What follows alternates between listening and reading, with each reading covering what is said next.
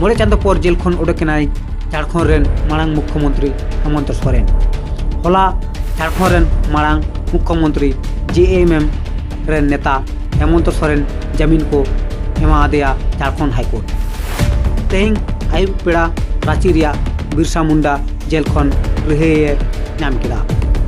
Jail उडुक आगु Hemant Soren rain बाहू Kalpana Soren सावते JMM rain आदि आयमा हर को ताहें कना। पारमाकान 31 जनवरी झारखंड रे बेआईनी भावते जमी हाताव रेया मामला रे ईडी को साब इदी लेदिया। हेमंत सोरेन साब इदी लहारे मुख्यमंत्री पद खन इस्तीफा एम लेदा।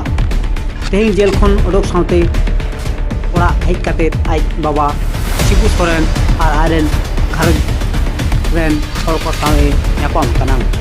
हेमंत सोरेना गिरफ्तार तायम रे तेहिं जेल खन छाड़ा नाम काते सांबादिक सम्मेलन काते आरही मेन कदा।